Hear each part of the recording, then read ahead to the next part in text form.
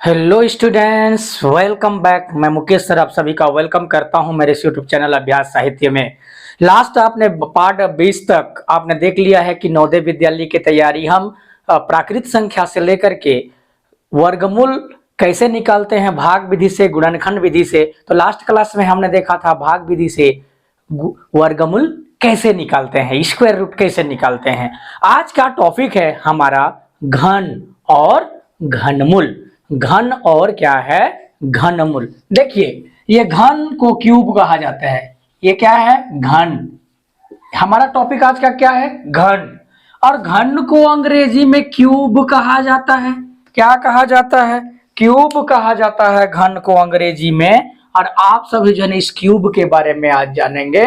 देखिए, कोई भी संख्या जो होती है वो वर्ग और वर्गमूल के बारे में हम लोग पढ़ रहे थे। तो हम वर्ग में क्या होता था कि ऐसा चतुर्भुज जिसका चारों भुजा क्या होता था, बराबर होता था, उसको हम लोग वर्ग कहते थे। अब घन में क्या होना चाहिए था, तो घन ऐसा आकृति होता है। देखो घन कैसा आकृति होता है, ध्यान से देखना। मैं एक चित्र बना लेता हूं पहले। घन ऐसे होता है, माने स्क्वायर का ही लंबाई, चौड़ाई और ऊंचाई में। आप जब लूडो खेलते हो ना, क्या खेलते हो, लूडो, खुर खुर खुर खुर खुर खुर खुर खुर करते हो। और वो जो गोटी होता है, जो चार जो उसमें बिंदी बिंदी लगे रहते हैं, 6 तक डिजिट, वो जो छोटा सा डाइस होता है उसको ही क्या कहा जाता है, क्यूब। क्या कहा जाता है, क्यूब।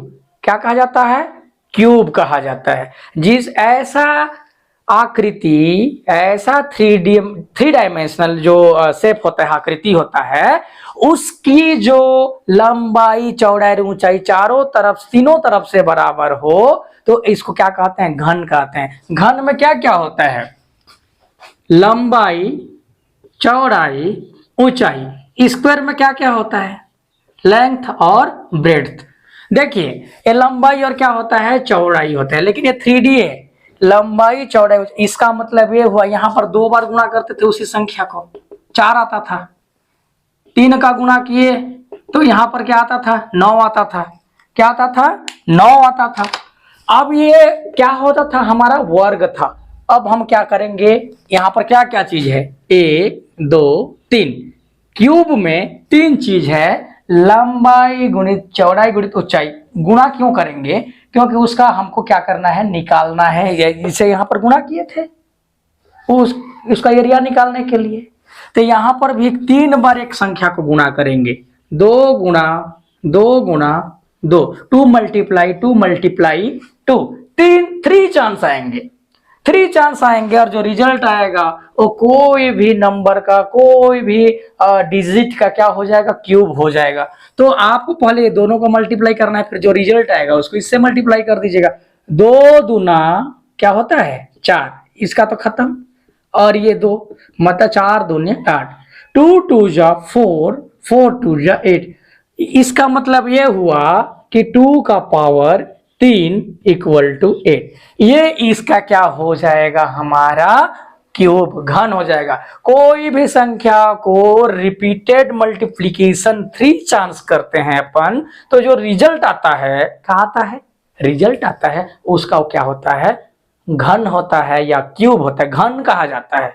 क्या कहा जाता है, घन कहा जाता है। किसी जैसे 3 है, 3 का पावर अगर मैं 3 लिखूं तो 3 मल्टीप्लाई 3 मल्टीप्लाई 3, 3 3 जा 9 मल्टीप्लाई 3, 9 3 जा 27, 9 या 27।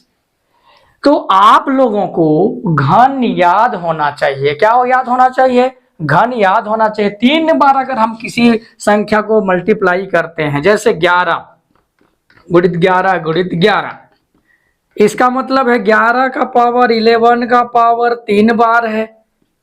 3 बार मल्टीप्लाई किसी को कर देना है एक ही संख्या को, तो वो क्या हो जाता है, घन हो जाता है। स्टूडेंट्स, क्या हो जाता है बेटा, घन हो जाता है।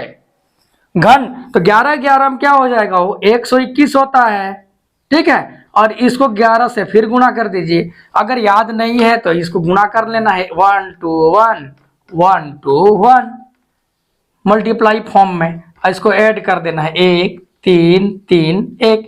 तो इसका जो क्यूब हो जाएगा 1331, क्यूब रूट बोल रहा हूं सॉरी, क्यूब हो जाएगा, घन हो जाएगा, आपको 3 बार गुना करने पर 1331 आएगा।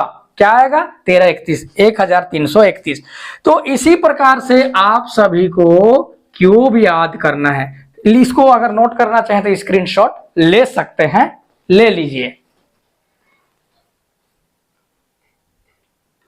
अब आपने स्क्रीनशॉट ले लिया होगा, ठीक है। अब मैं आपको 1 से लेकर 10 तक के जो अंक हैं गिनती में, जो प्राकृत संख्या है, उसका घन में लिख रहा हूं, उसको याद कम से कम कर ही लीजिएगा।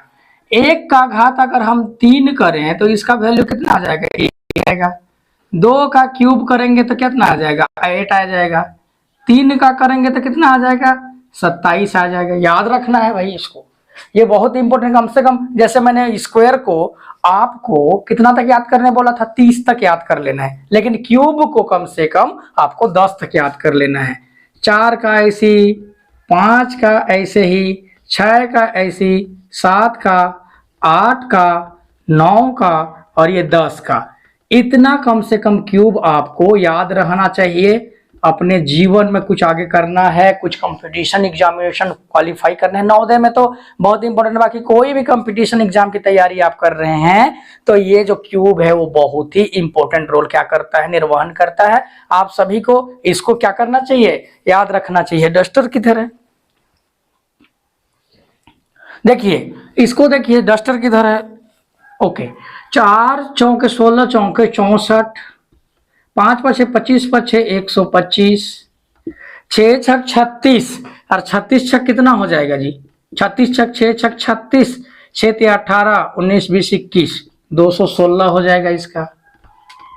7 क्या करते हैं? 7 सत्ते 49, 49 7 9 63, 7 चौके 28, 28 और 6 34, 343 हो जाएगा इसका।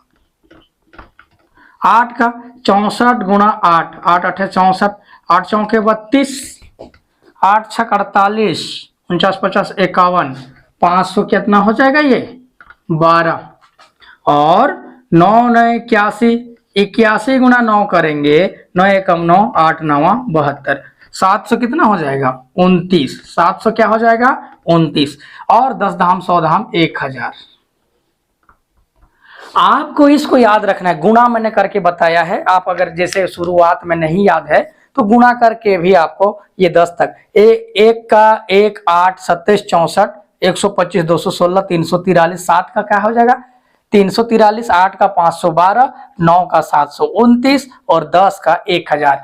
इतना आपको याद रखना है कि इसमें 3 बार मल्टीप्लाई करना पड़ता है, 3 बार गुणा करना पड़ता है, जिसको अपन क्या कहते हैं? घन कहते हैं। क्या कहते हैं स्टूडेंट्स? घन कहते हैं। और घन तो एकदम बहुत आसान है, 3 बार गुणा करिए। गुणा करने आना चाहिए, उसके लिए पहाड़ा कितना तक याद होना चाहिए? 25 तक याद करना है आपको, ठीक है। कितना तक याद होना चाहिए? 25 तक पहाड़ा याद होना चाहिए। आप 25 तक याद कर लीजिए, बहुत बेहतरीन, आपको अच्छा लगने लगेगा, ठीक है। अब जैसे अपन घन निकाले हैं वैसे आप लोग के लिए एक होमवर्क में दे रहा हूं। आप 11 का क्यूब निकालेंगे, 12 का क्यूब निकालेंगे, 13 का क्यूब निकालेंगे, 14 का, है ना, 15 का, 16 का क्यूब, 17 का क्यूब, 18 का क्यूब, 19 का क्यूब और 20 का क्यूब। अब देखिए इसमें क्या डाउट है? कोई भी अंक या संख्या को 3 बार गुणा करना क्यूब कहलाता है। पावर 3, 3 बार रिपीट रिपीट रिपीट रिपीट, 3 बार उसी को गुणा कर दीजिए, उसको घन कहा जाता है, क्यूब कहा जाता है।